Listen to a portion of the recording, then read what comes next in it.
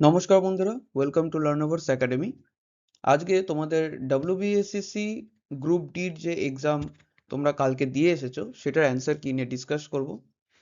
আচ্ছা, তোমাদের 40টা কোশ্চেন ছিল, সেই 40টা কোশ্চেনের কি কি অ্যান্সার হতে চলেছে এবং তোমরা সেই অ্যান্সার দেখে তোমাদের কোন কোনগুলো ঠিক, কোন কোনগুলো ভুল হয়েছে, কত মার্কস পেয়েছো সেটা তোমরা কিন্তু যাচাই করে নিতে পারবে।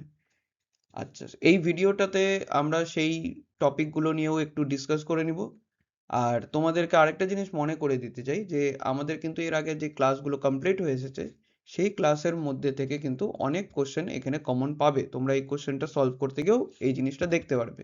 তাই এই ভিডিওটা কমপ্লিট করার পরে কিন্তু নিশ্চয়ই তোমরা আগের যে ভিডিওগুলো, অঙ্কের ভিডিও আছে, অঙ্কের প্র্যাকটিস সেট করা আছে, জিকে জিএস এবং রিজনিং এরও প্র্যাকটিস সেট আলাদা করে তৈরি করা আছে, সেগুলো গিয়ে তোমরা কিন্তু একবার রিভাইজ দিয়ে নিবে, কারণ ওগুলো তোমাদের কাছে আগামী যে এক্সামগুলো আসছে সেটার জন্য খুব হেল্পফুল হবে। ঠিক আছে, তাহলে দেরি না করে আজকের এই অ্যান্সার কি শুরু করা যাক।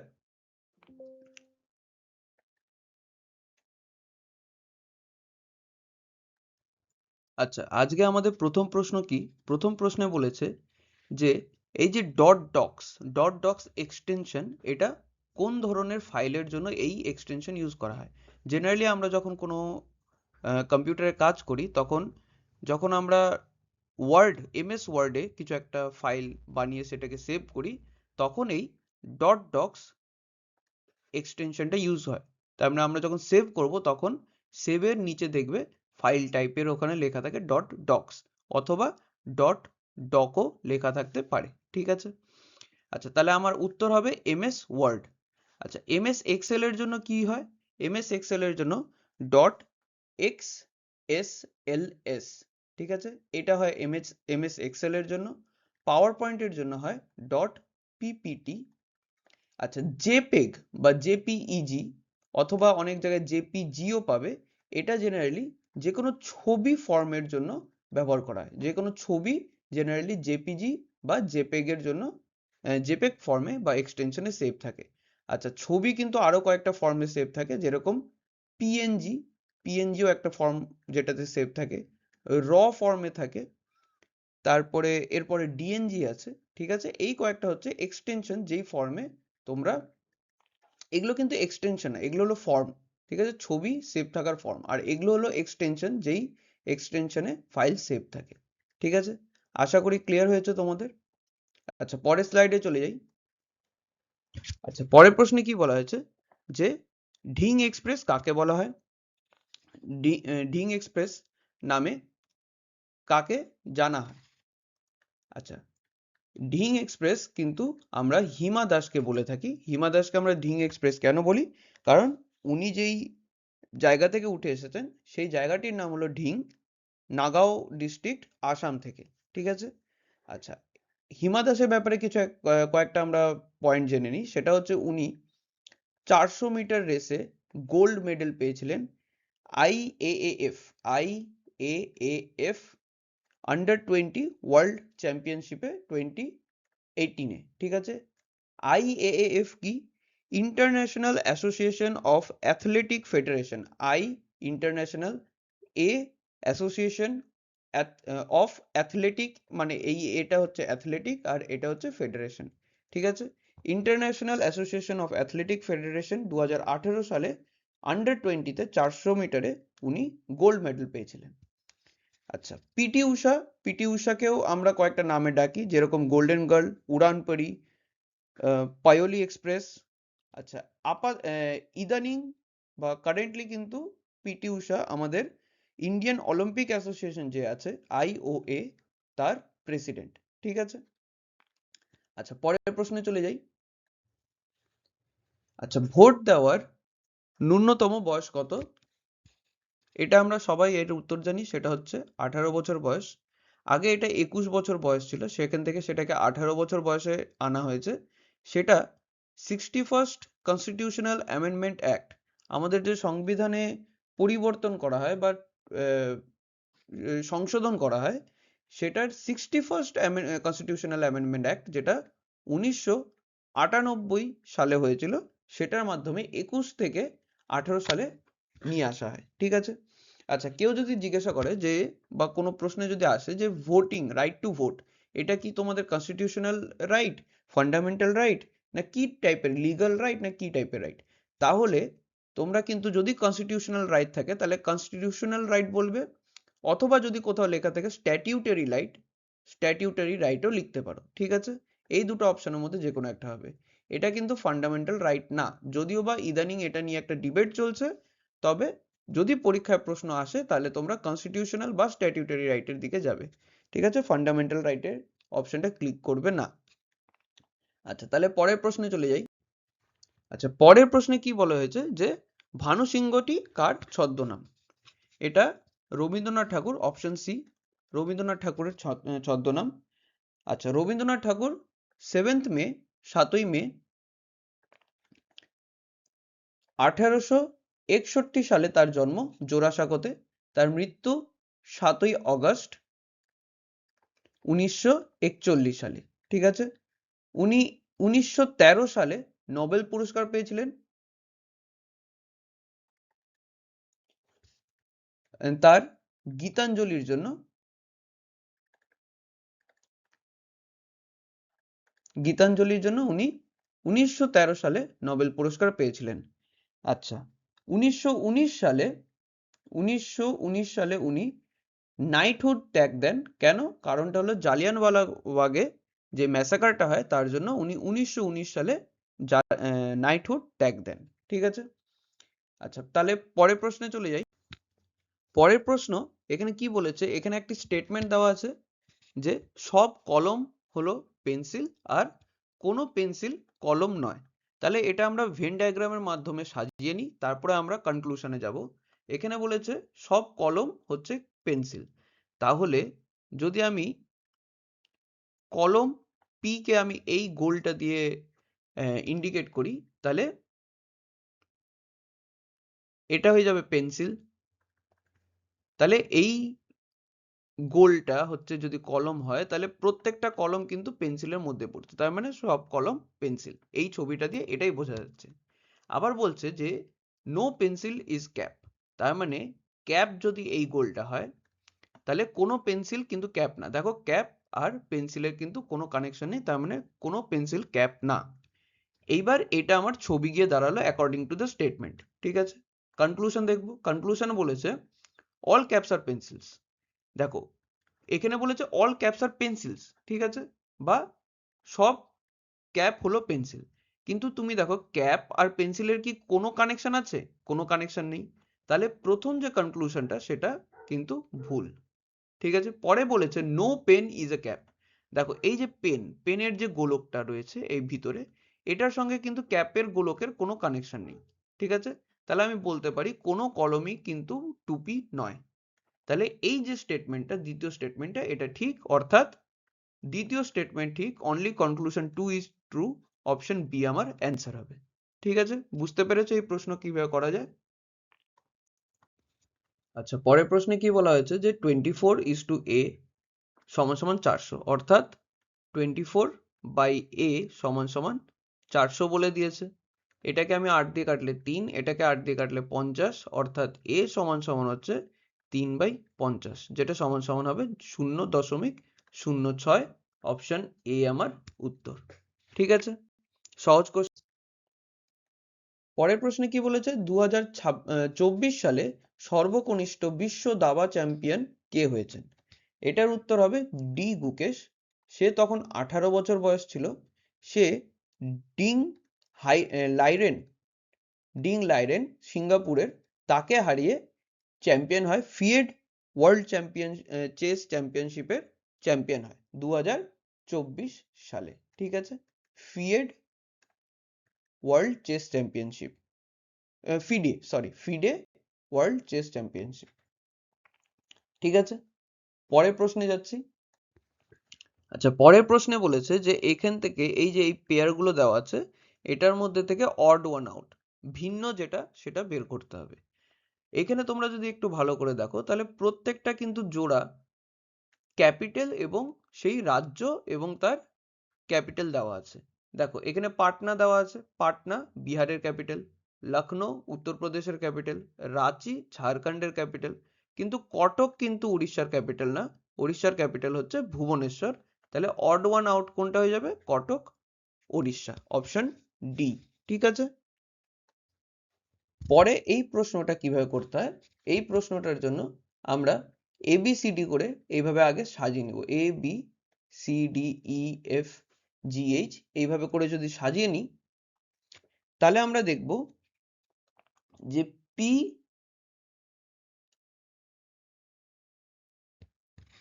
P আর Q, P প্লাস 1, তার মানে P এর ভ্যালু হচ্ছে 16 আর Q এর ভ্যালু হচ্ছে 17। ঠিক আছে, আবার K যে আছে, K এর ভ্যালু আমরা দেখছি সেটা হচ্ছে 11 আর J এর ভ্যালু হচ্ছে 10। ঠিক আছে, তার মানে এই P থেকে Q যেতে +1 হচ্ছে আর K থেকে J যেতে -1। তার মানে প্রথমটা, এর পরের যে টার্মটা হবে এইখানে প্রথমটা হচ্ছে +1 হবে, পরেরটা যাবে -1। তাহলে A থেকে +1 প্রথম লেটারটা হবে, এর সাথে +1 কি, A হচ্ছে 1, তাহলে 1 + 1 তার মানে 2, 2 তে কি আছে? B, তাহলে প্রথম B হবে। এখানে দেখো প্রথমে কিন্তু B কোনো অপশনে নেই, একমাত্র অপশন B তে প্রথমে B আছে, তাহলে আমার অ্যান্সার হবে অপশন B। ঠিক আছে, আমরা মিলিয়ে নেওয়ার জন্য পরেরটাও দেখতে পারি।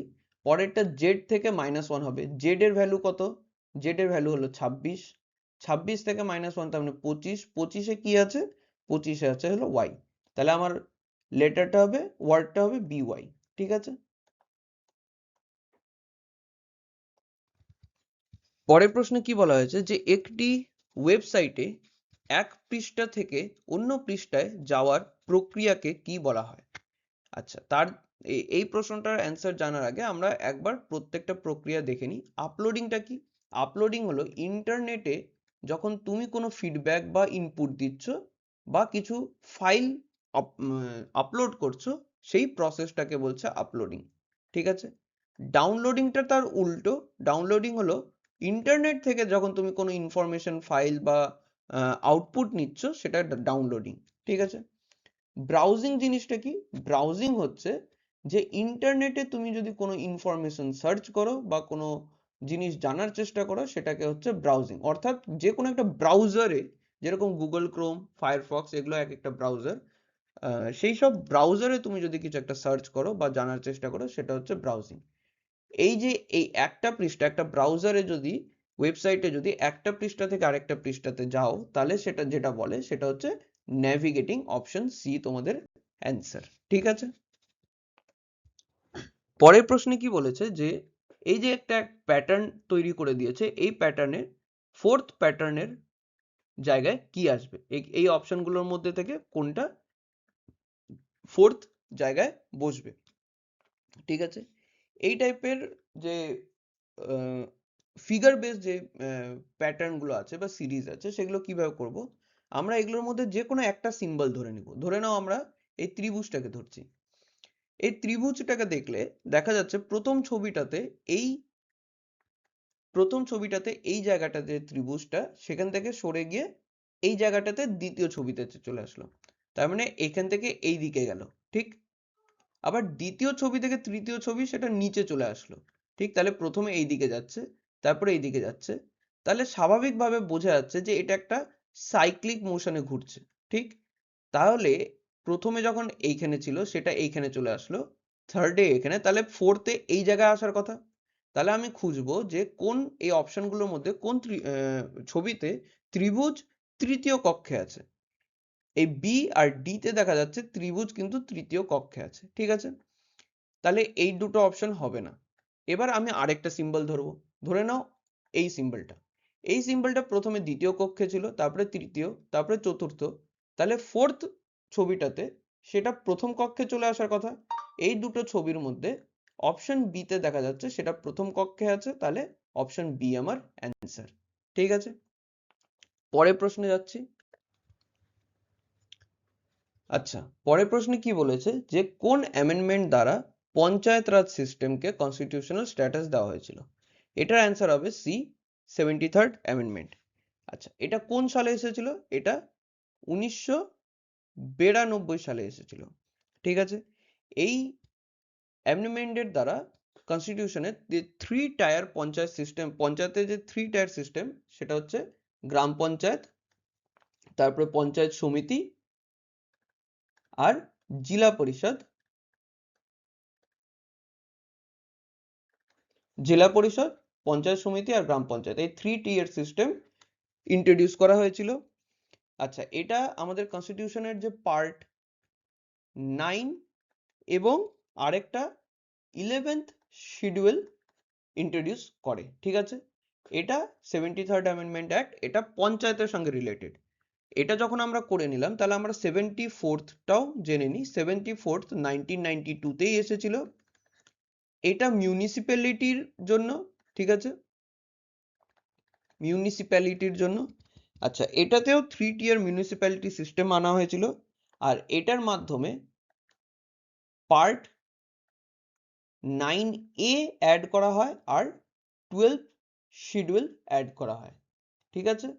কনস্টিটিউশনে 12 শিডিউল 74th অ্যামেন্ডমেন্ট অ্যাড করে আর 73rd amendment 11th schedule add করে, ঠিক আছে।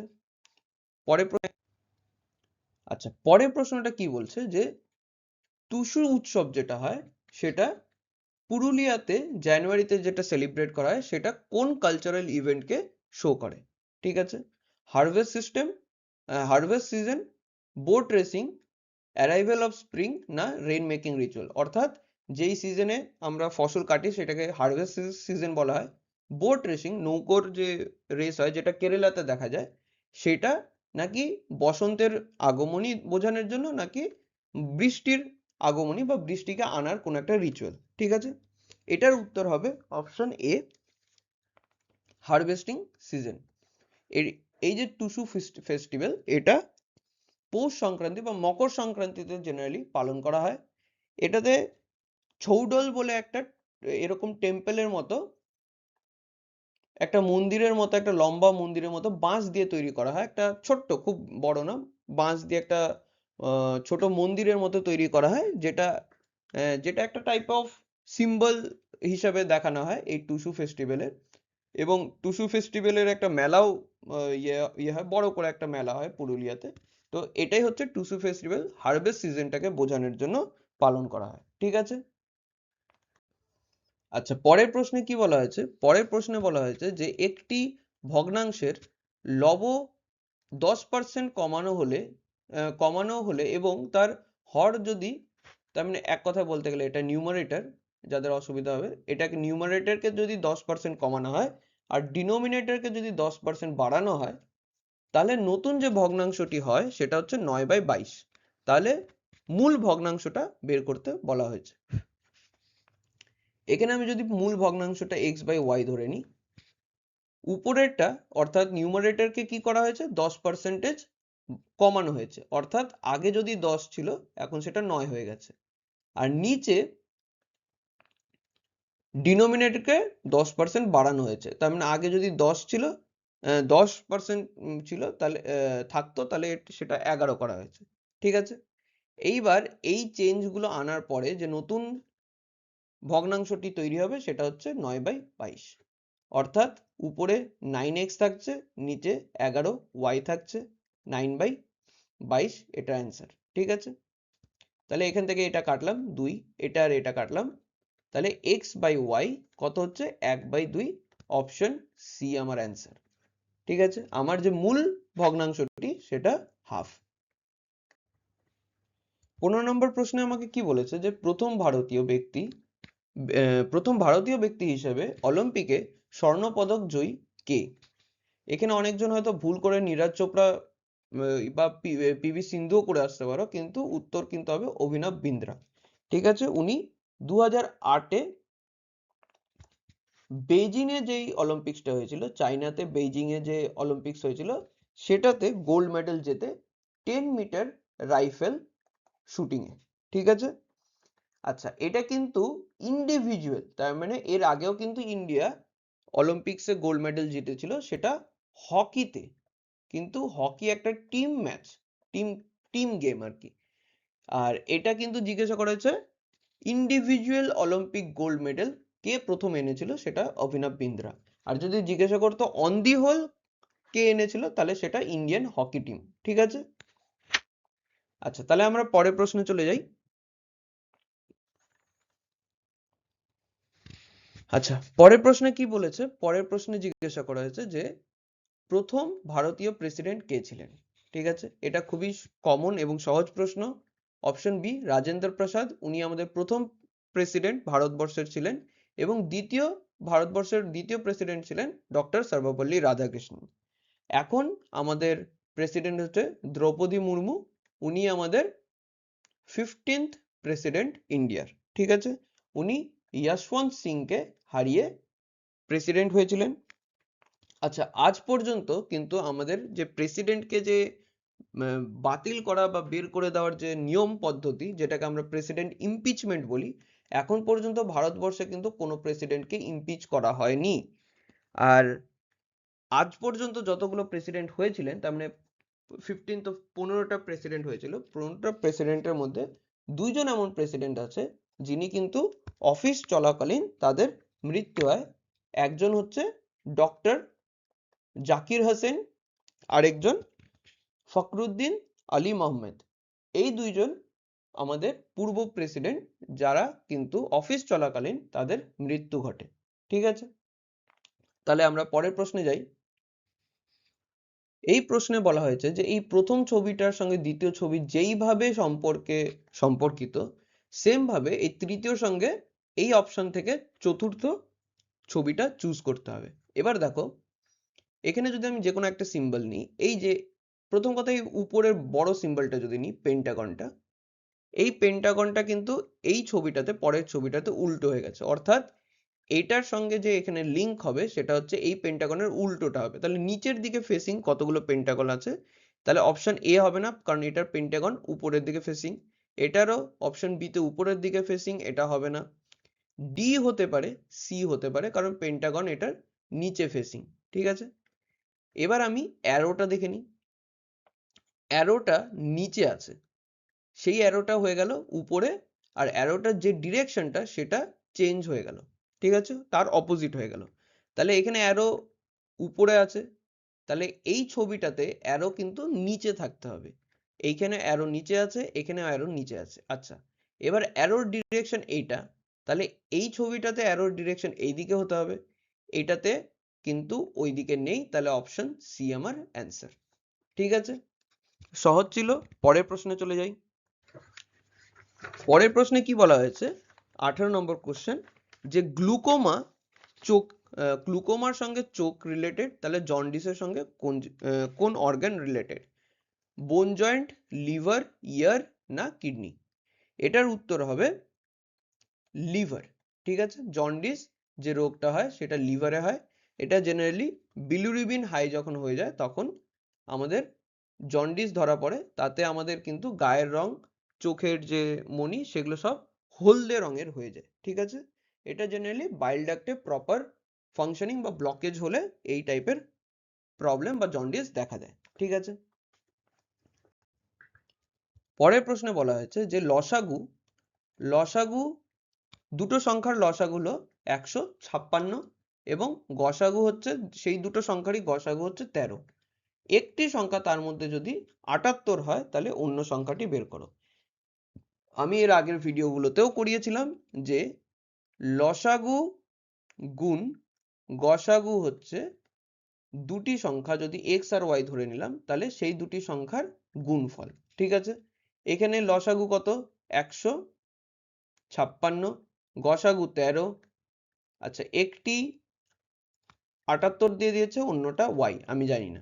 তাহলে y এর মান আমাকে এখানে বের করতে বলেছে। তাহলে y এর মান কত হবে? 13 দিয়ে এটা কাটলে 6, 6 দিয়ে এটা কাটলে হচ্ছে আমার 26। ঠিক আছে, অপশন বি আমার অ্যান্সার 26।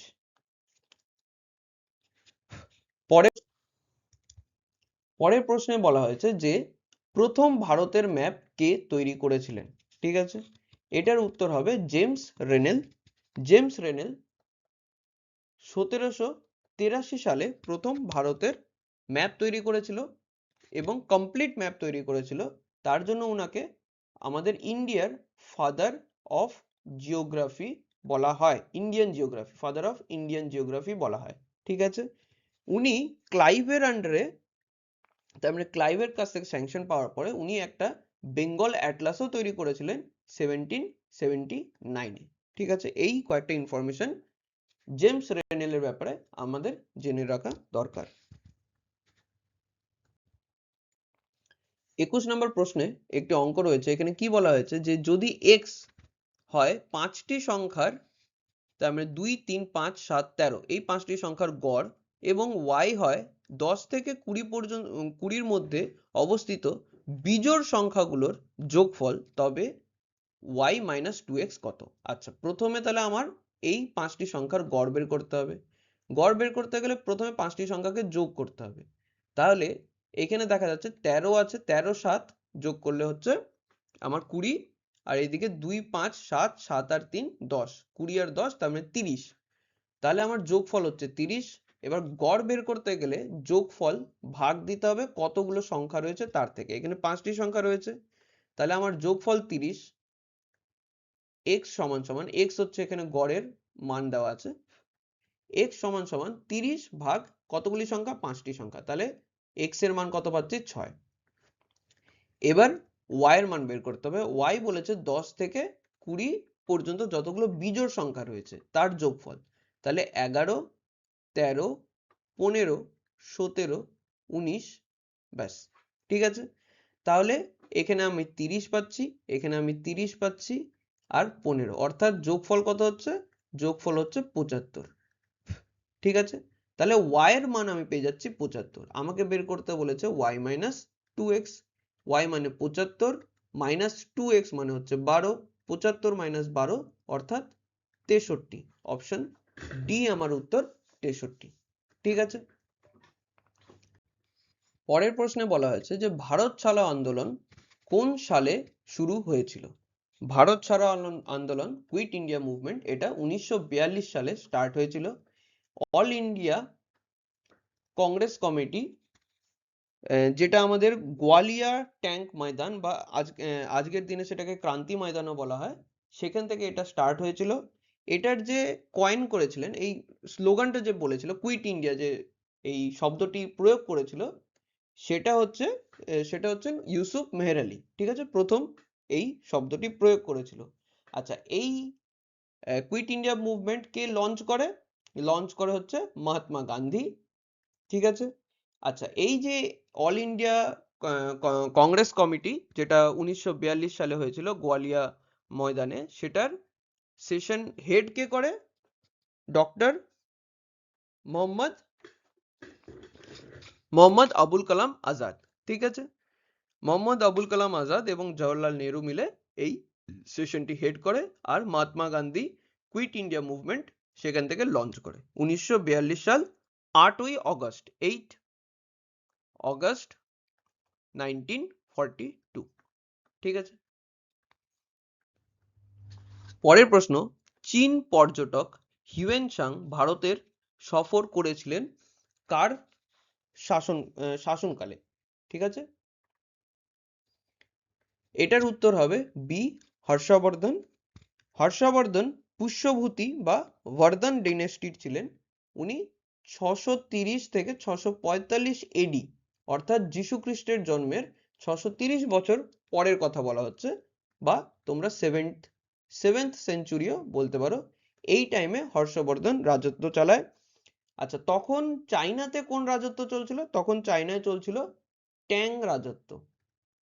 ঠিক আছে, ট্যাং ডিনেস্টির তখন রাজত্ব চলছিল চাইনায়, যেখান থেকে হিউয়েন সাং এসেছিলেন।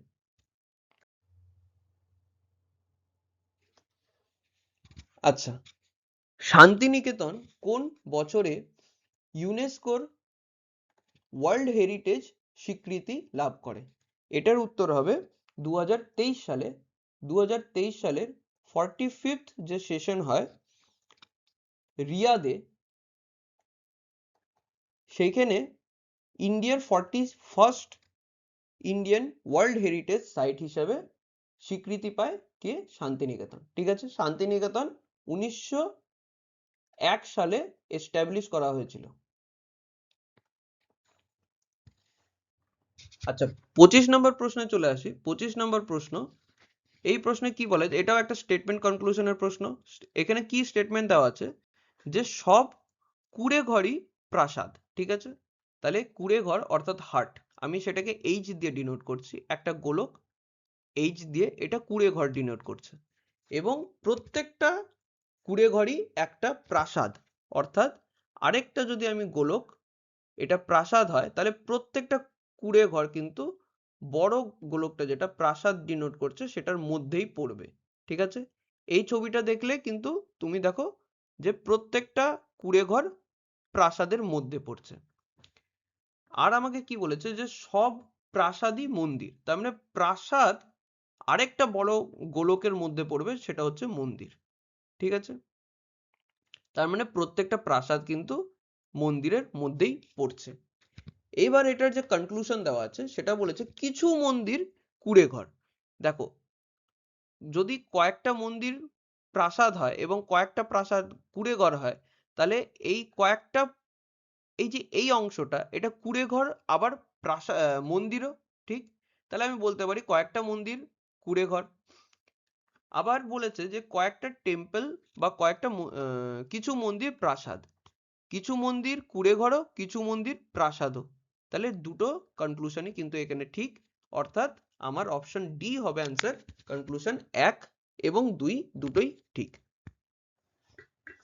পরের প্রশ্নে বলেছে যে সুন্দরবন কি ধরনের জঙ্গল, ঠিক আছে। জঙ্গলের অনেক ধরন হয়, যে যেরকম ডিসিডিয়াস, ম্যানগ্রোভ, ড্রাই ফরেস্ট, এভারগ্রিন। ডিসিডিয়াস হচ্ছে সেই সব ফরেস্ট বা সেই সব জঙ্গল যেখানে গাছগুলো টাইম টু টাইম তাদের পাতা ঝরায়, ঠিক আছে। এভারগ্রিন যেখানে তাদের কোনো পাতা ঝরানো হয় না, তারা সারা বছর থ্রু আউট তারা সবুজ দেখতে লাগে, যেরকম অ্যামাজন বা এই টাইপের। সেখানে কোনো পাতা ঝরবে না, জলের সংখ্যা, তার মানে বর্ষা প্রায়, সেখানে বর্ষা দেখা যায়, গাছপালা প্রপার নিউট্রিয়েন্টস পায়, সবুজ দেখতে হয় সেগুলো, ঠিক আছে। ড্রাই ফরেস্ট শুকনো, যেখানে জেনারেলি সাভানা টাভানা টাইপের, যেখানে আফ্রিকাতে দেখা যায় এরকম টাইপের ফরেস্ট।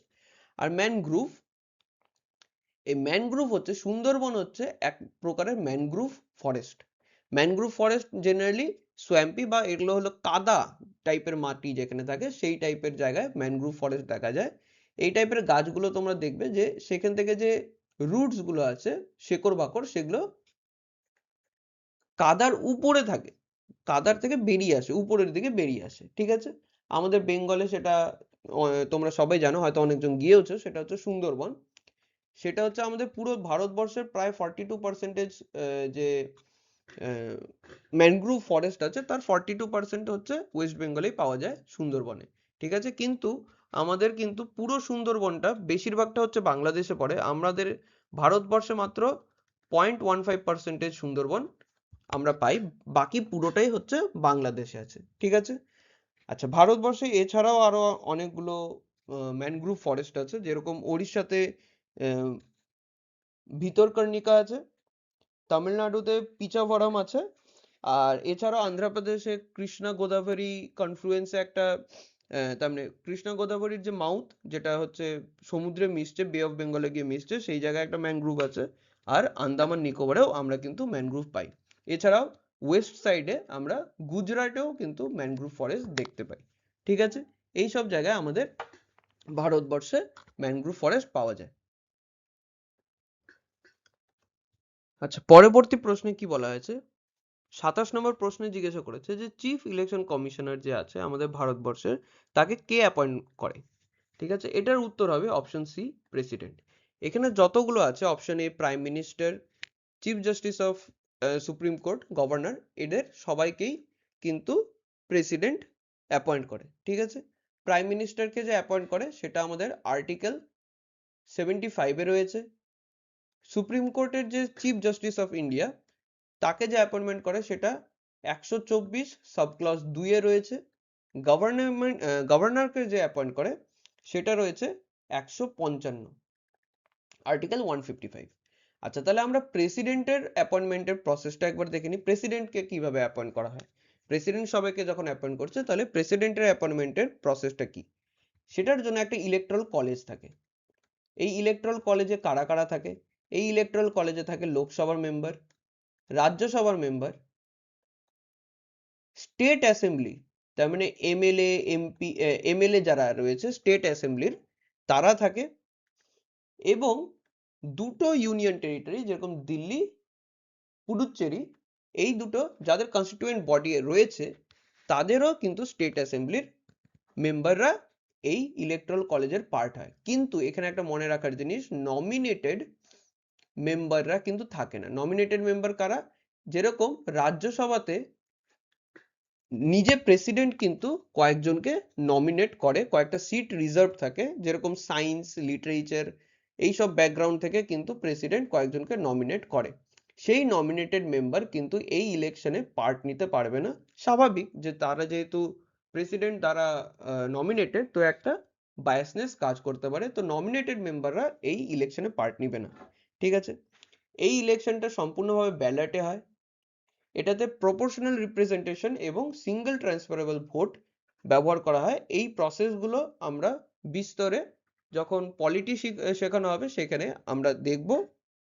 আচ্ছা, এই প্রেসিডেন্টের যে ইলেকশনের জন্য ক্যান্ডিডেট যে দাঁড়ায় তার 35-এর উপরে বয়স হতে হবে, ইন্ডিয়ান সিটিজেন হতে হবে তাকে, এবং সে যাতে লোকসভার মেম্বার হতে পারে তার যোগ্য হতে হবে। ঠিক আছে, এর জন্য একটা 15,000-এর সিকিউরিটি মানি জমা করতে হয় আরবিআই এর সাথে। ঠিক আছে, এবং তুমি যদি প্রেসিডেন্টের ক্যান্ডিডেট হতে চাও তাহলে তোমার 50 জন ইলেক্টরস লাগবে, এবং এই 50 জনের সাপোর্টকে আবার ব্যাকআপ করার জন্য, ব্যাকআপ দেওয়ার জন্য আরো সেকেন্ডার লাগবে 50 জন। ঠিক আছে, এটা হচ্ছে পুরো এই প্রেসিডেন্টের ইলেকশনের প্রসেস। এরপরে ইলেকশন হওয়ার পরে একটা কোটা থাকে, সেই কোটাটা যে ক্রস করবে সে প্রেসিডেন্ট হয়ে যাবে। ঠিক আছে, যেরকম আমরা এর আগে দেখলাম যে এইবার যে 15th প্রেসিডেন্ট যে আমাদের দ্রৌপদী মুর্মু, সে যশবন্ত সিংকে হারিয়ে প্রেসিডেন্ট হয়েছিলেন এই প্রসেসের মাধ্যমে। ঠিক আছে, তাহলে আমরা পরের প্রশ্নে চলে যাই। পরের প্রশ্নে জিজ্ঞাসা করা হয়েছে যে অর্জুনা অ্যাওয়ার্ড যেটা, সেটা কোন ক্ষেত্রে দেওয়া হয়? লিটারেচার, সাহিত্য, বিজ্ঞান, সমাজসেবা বা সোশ্যাল ওয়ার্ক, নাকি স্পোর্টস? অপশন সি এখানে অ্যান্সার হবে স্পোর্টস। ঠিক আছে, এটা হচ্ছে স্পোর্টস ফিল্ডের second highest honorary award. First highest হচ্ছে মেজর ধ্যানচাঁদ খেল রত্ন অ্যাওয়ার্ড। ঠিক আছে, 2025 সালে টোটাল 24 জনকে এই অর্জুনা অ্যাওয়ার্ড দেওয়া হয়েছিল, 24টা অ্যাথলিটকে। ঠিক আছে, আচ্ছা তাহলে পরের প্রশ্নে চলে যাচ্ছি। আচ্ছা, 29 নম্বর প্রশ্নে কি বলা হয়েছে যে অ্যাভারেজ পিআরকিউ এর অ্যাভারেজ যদি 35 হয় তাহলে পিআরকিউ এর সাম কত? খুবই সহজ প্রশ্ন। আমরা কি জানি যে যে কোনো দুটো জিনিসের যদি অ্যাভারেজ বা গড় যদি বের করতে হয় তাহলে সেই দুটো জিনিসের মূল্যকে যোগ দিয়ে কতগুলো বস্তু রয়েছে সেটা দিয়ে ভাগ করতে হবে। এখানে দুটো রয়েছে পিআরকিউ, তাহলে 2 দিয়ে ভাগ। এটার উত্তর আমাকে গড় দিয়েছে 35। ঠিক আছে, আমাকে বের করতে বলেছে পিআরকিউ এর যোগফল কি, তাহলে 2 35-এর সঙ্গে গুণ করলে 70 আমার উত্তর, অপশন সি অ্যান্সার। পরের প্রশ্নে চলে যাই। পরের প্রশ্নে কি বলা হয়েছে? পরের প্রশ্নে বলেছে যে যদি A:B 4:3 হয়, B:C 7:5 হয়, C:D 9:8 হয়, তাহলে A আর D এর রেশিও বের করতে হবে। ঠিক আছে, এটা আমরা কিন্তু প্র্যাকটিস সেটে, এটা এবং আরো অনেকের আগের যে প্রশ্নগুলো করেছিলাম সেগুলো আমরা প্র্যাকটিস সেটে দেখেছি। যাই হোক, এটাতে কি বলা হয়েছে যে এখানে আমরা দেখো কি কি পাচ্ছি, A, B, B এখানেও আছে, C আছে আর D। ঠিক আছে, আমরা A, B, C R D পরপর লিখে ফেলি। এখানে B আর C যেহেতু দুইবার আছে তাহলে আমাকে B আর C কে কমন করতে হবে।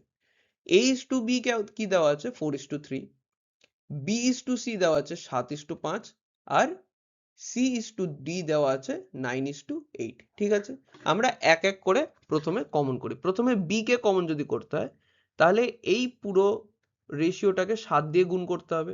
7 দিয়ে গুণ করি, 7 দিয়ে গুণ করলে এটা হয়ে যাবে আমার 28 আর এটা 21, এখানে 3 ছিল 7 দিয়ে গুণ করলাম। আচ্ছা, এবার এইটাকে আমি 3 দিয়ে গুণ করি, তাহলে এটা 21 হয়ে গেল, এটা 15, এখানে 5 ছিল, এটা 15 হয়ে গেল। তাহলে দেখো এখন কিন্তু আমার এখন আমার বি কমন হয়ে গেল, কিন্তু এখানে একটা প্রবলেম আছে, এখানে সি কেও তো কমন করতে হবে, এখানে 15 আছে এখানে 9 আছে, তাহলে সি কে কমন করতে গেলে আমার 15 আর 9 এর লসাগু ভাবতে হবে। কত পাচ্ছি আমরা? 45। ঠিক আছে, তাহলে এটাকেও আমাকে 45 বানাতে হবে, তারপর এটাকে 45 বানাতে হবে, এটাকেও 45 বানাতে হবে। তাহলে আমি আগে যদি এটাকে 45 বানাতে হয়, তাহলে 5 দিয়ে দুটোকে গুণ করতে হবে। তাহলে দুটোকে 5 দিয়ে গুণ করলে এটা তো 45 হয়ে যাবে, এটা হয়ে যাবে 40।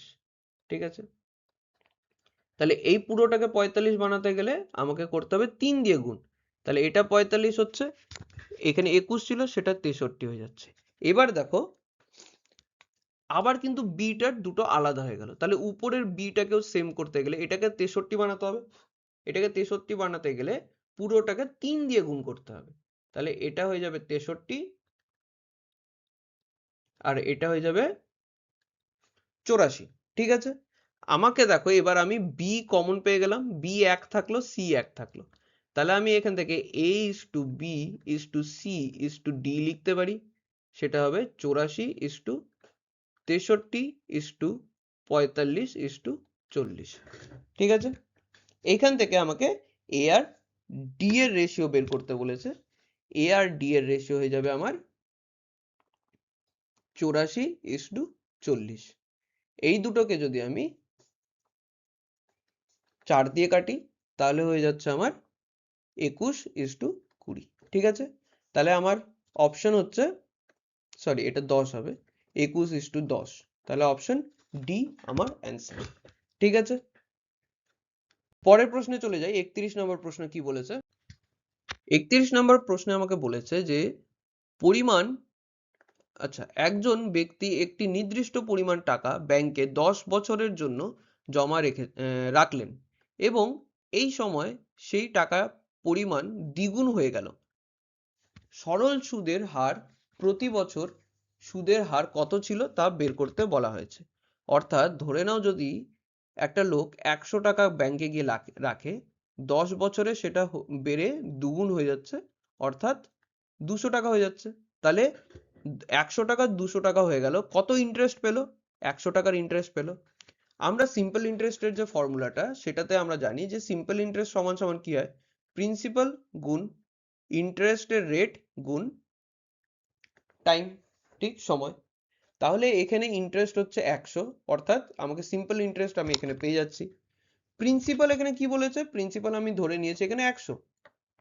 ঠিক আছে, আচ্ছা, রেট অফ ইন্টারেস্ট আমি জানি না, সময় দিয়েছে 10 বছর, তাহলে রেট অফ ইন্টারেস্ট আমি কত পাচ্ছি? 1/10। তাহলে রেট কত পাচ্ছি? 100/10, অর্থাৎ 10%। ঠিক আছে, আমার রেট হচ্ছে 10%, অপশন বি আমার অ্যান্সার। পরের প্রশ্নে কি করা হয়েছে, কি বলা হয়েছে যে কম্পিউটার চালু করার প্রক্রিয়াকে কি বলা হয়?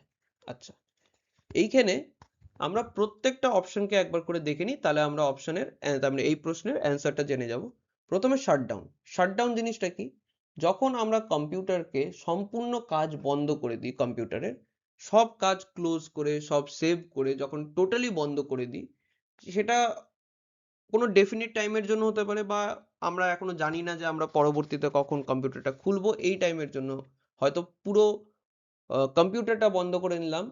কম্পিউটারের যে র্যাম থাকে সেটা বন্ধ হয়ে যাবে, কম্পিউটারের র্যামে যদি কিছু স্টোর করা থাকে সেটাও ক্লোজ হয়ে যাবে, হার্ড ড্রাইভে যদি আমরা কিছু সেভ করে থাকি সেটা থেকে যাবে। এই অবস্থাটাকে বলে শাটডাউন। ঠিক আছে, আচ্ছা, এটার থেকে হাইবারনেটটা একটু ডিফারেন্ট। হাইবারনেট জিনিসটা কি? হাইবারনেট হচ্ছে শাটডাউনের মতনই, কিন্তু এইখানে কম্পিউটার কিন্তু বন্ধ হওয়া সত্ত্বেও তুমি যখন এসে আবার কম্পিউটারটা খুলবে, তখন তুমি লাস্ট যেখানে কাজকর্ম ছেড়ে গিয়েছিলে সেইখান থেকেই পাবে। শাটডাউনে কিন্তু তোমাকে একদম প্রথম থেকে শুরু করতে হবে। হাইবারনেটে সেরকম না। হাইবারনেটে কম্পিউটার সবকিছু সেভ করে হার্ড ড্রাইভে দিয়ে দেয়, অ্যান্ড তারপরে যখন কম্পিউটারটা কিন্তু শাটডাউনের মতনই হয়ে যায়, বন্ধ হয়ে যায়, কিন্তু হার্ড ড্রাইভে সবকিছু দিয়ে তারপরে বন্ধ হয়। তার জন্য যখন তুমি কম্পিউটারটা আবার খুলবে তখন যেখানে কাজটা ছেড়ে গেছিলে সেখান থেকেই আবার পেয়ে যাবে। ঠিক আছে, আরেকটা জিনিস আছে, সেটা হলো স্লিপ। ওটা আরেকটু ডিফারেন্ট। হাইবারনেটে যেরকম কি হচ্ছে যে তুমি কাজটা যেখান থেকে ছেড়ে গিয়েছিলে সেখান থেকে পেয়ে গেলে, স্লিপেও এরকম টাইপেরই, কিন্তু স্লিপে কিন্তু কম্পিউটার বন্ধ হয় না। কম্পিউটারে র্যাম ফাংশন করতে থাকে, র্যামে যা রয়েছে সেটাই চলতে থাকে। জাস্ট কম্পিউটারের স্ক্রিনটা হয়তো কিছুক্ষণের জন্য ব্ল্যাক হয়ে যাবে, বা তুমি অন্য কোনো যদি স্ক্রিন সেভার রেখে থাকো বা রেখে থাকো, সেটা হবে, স্লিপ হয়ে যাবে, ঠিক আছে? তখন কিন্তু কম্পিউটার বন্ধ হচ্ছে না, বা শাটিং এর ফাংশনটা হচ্ছে না, ঠিক আছে? হাইবারনেটে শাটডাউন হবে, কিন্তু কাজ তুমি যেখানে ছেড়েছো সেখান থেকেই পাবে।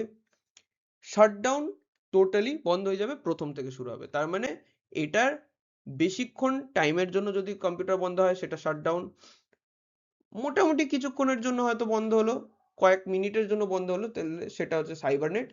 আর জাস্ট কিছুক্ষণের কয়েক সেকেন্ড বা ইয়ের জন্য হয়তো হাইবারনেট জেনারেলি হয় যে আমরা একটা লোকেশন থেকে আরেকটা লোকেশন যাচ্ছি, বা হয়তো ল্যাপটপটা কিছুক্ষণের জন্য আমরা বন্ধ করে অন্য লোকেশনে নিয়ে যাচ্ছি বা আমাদের সাথে রেখে দিয়েছি, তখন আমরা জেনারেলি হাইবারনেট ইউজ করি।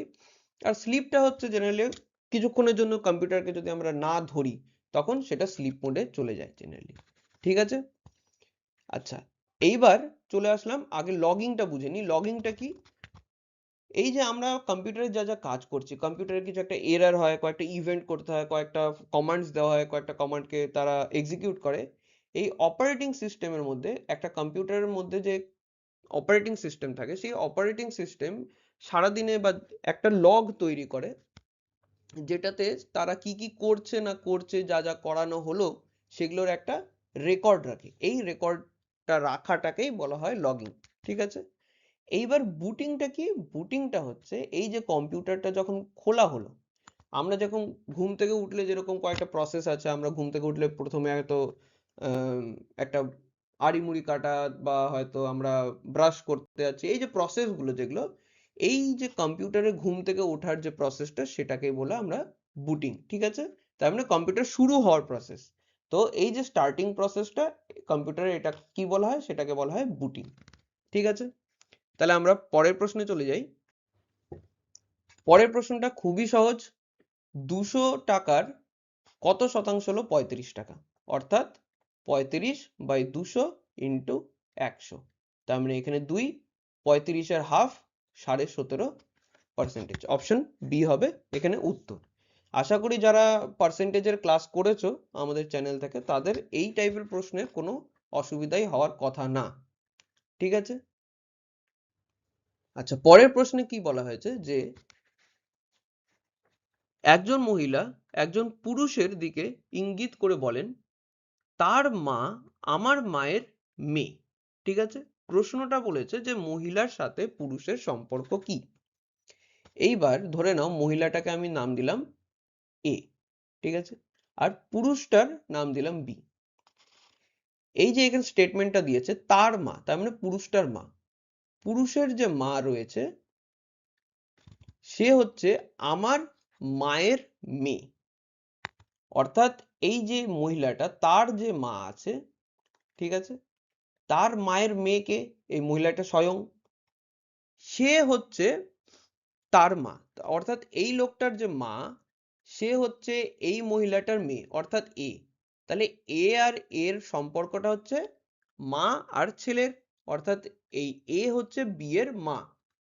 আমাকে প্রশ্নে বলেছে মহিলার সাথে পুরুষের সম্পর্ক কি? অ্যান্সার হবে অপশন এ, মাদার, ঠিক আছে?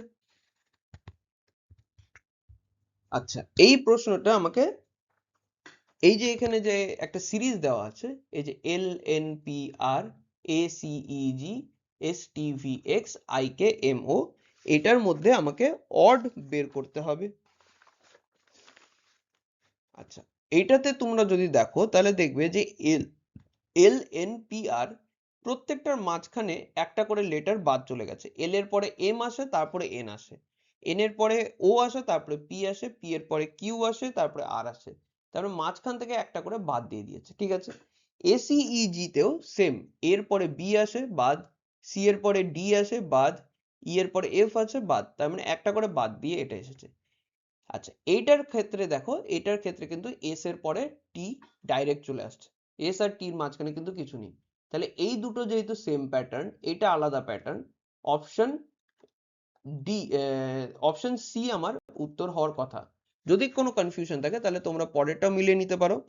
আয়ের পরে জে আসে বাদ, কে তারপরে এল আসে সেটা বাদ, এম এন বাদ, তার মানে একটা করে বাদ রয়েছে। তাহলে সেম প্যাটার্ন, তাহলে অপশন সি একমাত্র এটাই আলাদা প্যাটার্ন ফলো করছে। পরের প্রশ্নে কি বলা হয়েছে যে একটি কামারে কিছু হাঁস এবং গরু আছে, মোট 7টি মাথা এবং 18টি পা রয়েছে, ঠিক আছে? সেখানে কটি হাঁস রয়েছে সেটা বের করতে বলা হয়েছে। আচ্ছা, এইবার আমি ধরে নিচ্ছি এটা হচ্ছে কাউ, সি, আর এটা হচ্ছে হাঁস, ঠিক আছে, ডাক। এইবার গরুর কটা পা? 4টে পা। হাঁসের কটা পা? 2টো পা, ঠিক আছে? এই 4টে পাকে আমি এইভাবে তো লিখতে পারি 2টো পা আর 2টো পা। অর্থাৎ যদি ধরে নিতাম যে গরুরও 2টো পা আছে, ধরে নিলাম গরুদের 2টো করে পা থাকতো, তাহলে এই যে 7টা মাথা দেখা যাচ্ছে, তাহলে 7টা মাথার টোটাল কতগুলো পা হতো? 7 গুণ 2 অর্থাৎ 14টা পা দেখা যেত, ঠিক? কিন্তু কতগুলো পা আসলে দেখা যাচ্ছে? 18টা পা দেখা যাচ্ছে। তাহলে 18 থেকে 14 বাদ দিলে এই যে 4টা এক্সট্রা পা দেখা যাচ্ছে, কেন? কারণ গরুর 2টো এক্সট্রা পা আছে। তাহলে এই 2টো এক্সট্রা পায়ের জন্য 4টা এক্সট্রা পা দেখা যাচ্ছে। তাহলে কতগুলো গরু আছে সেখান থেকে আমি বের করে নিতে পারবো 2টো গরু রয়েছে, ঠিক আছে? তাহলে 2টো যদি গরু হয় তাহলে কতগুলো হাঁস রয়েছে সেটাই আমার প্রশ্ন, না? হ্যাঁ, হাঁস কতগুলি রয়েছে সেটা আমাকে বের করতে বলা হয়েছে। অপশন সি, যদি 2টো গরু হয়, 7টা টোটাল মাথা অর্থাৎ 7টা পশু রয়েছে সেখানে, তার মধ্যে 2টো গরু, তাহলে বাকি 5টা রয়েছে হাঁস। অপশন সি আমার অ্যান্সার, হাঁস।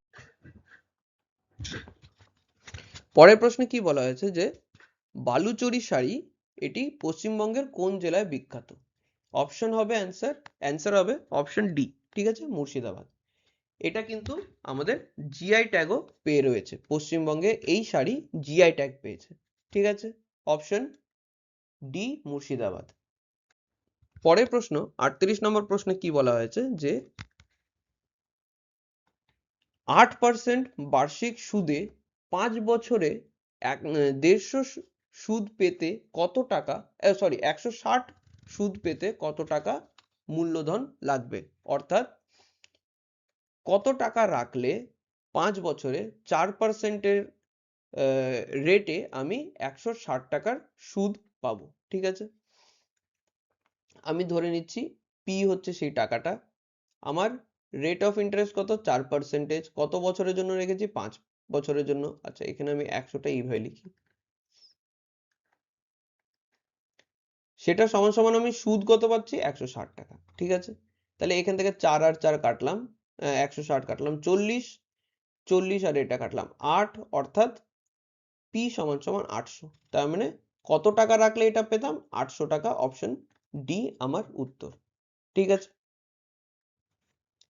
আচ্ছা, 39 নম্বর প্রশ্নে কি বলা হয়েছে যে 5445 এবং 9317 এই দুটো সংখ্যাকে কোন সবচেয়ে বড় সংখ্যা দিয়ে সম্পূর্ণভাবে ভাগ করা যায়, ঠিক আছে? এটা কিছুই না, দুটো নাম্বারের আমাকে গসাগু বের করতে বলা হয়েছে। আমি প্রথমে এই নাম্বারটা বের করে নিই। ধরে নাও 5445, এটার যদি আমি ফ্যাক্টর বের করতে চাই, ঠিক আছে? দেখো লাস্টে 5 আছে, নিশ্চয়ই 5 দিয়ে চলে যাবে, তার মানে ভাগ যাবে, তাহলে কত হচ্ছে? 1800, 1089 টাকা, 89, ঠিক আছে? এটা দেখেই বোঝা যাচ্ছে এটা 9 দিয়ে ভাগ যাবে, এটা 9 দিয়ে ভাগ দিলে 1 হয়। এখানে যদি বা 3 দিয়ে করতে হয় তো আমাকে 2বার 3 দিয়ে ভাগ দিতে হতো, আমি 9টাকে আলাদা করে 3 গুণ 3 পরে লিখে নেব, ঠিক আছে? আমি একবারে করলাম, 121 আসলো, অর্থাৎ 11, 11, ঠিক আছে? তাহলে এই 5445 এটার ফ্যাক্টর কি কি পেলাম? 5 গুণ 3 গুণ 3 গুণ 11 গুণ 11, ঠিক আছে? এবার 9317, এইটাকে কিভাবে করব? দেখো লাস্টে 5 বা 0 নেই, তাহলে 5 দিয়ে তো যাচ্ছে না, ঠিক আছে, 5 দিয়ে যাবে না। এবার এই দুটোর যদি গসাগু বের করতে হয়, আর এই দুটোর গসাগু 0 নেই, একটা উত্তরও কিন্তু 0 নেই, তার মানে 3 আর 11-র মধ্যে কিছু না কিছু তো কাটতে যেতে, তার মানে কাটবে এটাকে, ঠিক আছে? আমি যদি 3 দিয়ে দেখি, 3 দিয়ে দেখতে গেলে আমরা শিখেছিলাম 3 এর ডিভিজিবিলিটি রুল কি, যে প্রত্যেকটা এখানে যে অঙ্ক রয়েছে সেগুলোকে আমি যোগ দিব। 9 প্লাস 3 12, 12 13, 13 20। এবার 20 কি 3 দিয়ে ভাগ যাচ্ছে সম্পূর্ণভাবে? না, তাহলে 3 দিয়ে ভাগ যাবে না। 3 দিয়ে যদি ভাগ না যায় তাহলে কিন্তু 9 দিয়েও ভাগ যাবে না। এবার একমাত্র অপশন আছে, এটাকে 11 দিয়ে ভাগ যেতেই হবে। যদি 11 দিয়ে ভাগ না যেত তাহলে আমার কিন্তু গসাগু 0 আসতো। ঠিক? তাহলে 11 দিয়ে ভাগ যাবে, চোখ বন্ধ করে এটাকে 11 দিয়ে ভাগ দিয়ে দাও। 11 দিয়ে ভাগ দিলে এটা হয়ে যাবে 8, এটা হয়ে যাবে 4 7। ঠিক আছে? আচ্ছা, এটা আবার 11 দিয়ে যাবে, 11 দিয়ে হয়ে যাচ্ছে 7 77, 11 দিয়ে 7। তাহলে 9317, এটার ফ্যাক্টর কি কি? 11 গুণ 11 গুণ 11 গুণ 7। ঠিক আছে? এবার আমাকে বের করতে হবে এখান থেকে কমন কি। এখানে দেখা যাচ্ছে 2 বার 11 আসছে, এখানেও 2 বার 11 আসছে, তাছাড়া কিছুই কমন নেই। তাহলে আমার HCF গসাগু কত আসছে? 11 গুণ 11 অর্থাৎ 121। অপশন বি আমার অ্যান্সার 121। ঠিক আছে? এবার এই প্রশ্নের এই সেটের লাস্ট প্রশ্ন কি বলা হয়েছে, যে সিপিইউর ফুল ফর্ম কি? সিপিইউর ফুল ফর্ম হলো control processing unit, central processing unit. Option a central processing unit হলো সিপিইউর ফুল ফর্ম। ঠিক আছে?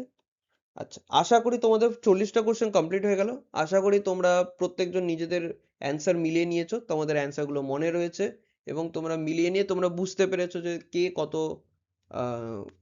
অ্যান্সার মার্কস পাচ্ছ, তোমরা নিজেদের মধ্যে বুঝেও ফেলেছো। এবং তোমাদের যদি অসুবিধা হয়েও থাকে তাহলে তোমরা কিন্তু আমাদের পুরনো ভিডিওগুলো, যেগুলো আমাদের পেজে দেওয়া আছে, ইউটিউব পেজে, সেই চ্যানেলে গিয়ে তোমরা প্লেলিস্টে আমাদের আলাদা আলাদা করে প্লেলিস্ট করা আছে, সেখান থেকে পেয়ে যাবে। আর যারা ওখান থেকে প্র্যাকটিস করে এসেছো তারা এই কোশ্চেন পেপার কিন্তু পেয়ে নিশ্চয়ই তারা বুঝতে পেরেছো অনেক কমন কোশ্চেন এসেছে। ঠিক আছে? তাহলে তোমাদের যদি আজকের পেপারটা কমপ্লিট হয়ে থাকে এবং তোমাদের সলিউশন ভালো লেগে থাকে, তোমরা নিশ্চয়ই লাইক এবং শেয়ার করবে এবং তোমাদের কিন্তু আমাদের পেজটাকে সাবস্ক্রাইব করে নিও। তাতে পরের যে ভিডিওগুলো রয়েছে, পরের সাবজেক্ট এবং পরের ক্লাসগুলো যেগুলো আসতে চলেছে, সেগুলো তোমরা কিন্তু টাইম টু টাইম পেতে থাকবে। ঠিক আছে? আর নোটিফিকেশন বা এই ক্লাসগুলোর যে পিডিএফ রয়েছে সেগুলো পাওয়ার জন্য তোমরা কিন্তু টেলিগ্রাম চ্যানেল, যেটা আমাদের রয়েছে, টেলিগ্রাম চ্যানেল নিশ্চয়ই জয়েন করে নিবে, লার্নোভার্স একাডেমি অফিসিয়াল। সেখানে তোমাদের আরআরবি এবং এসএসসির জন্য কিন্তু আলাদা করে ডেডিকেটেড দুটো টেলিগ্রাম চ্যানেল খোলা রয়েছে। ঠিক আছে? তাহলে আজকের মতো ক্লাস এখানেই থাক। তোমাদের অ্যান্সার কি কমপ্লিট হয়ে গেল 40টা কোশ্চেনের। Best of luck for next exam.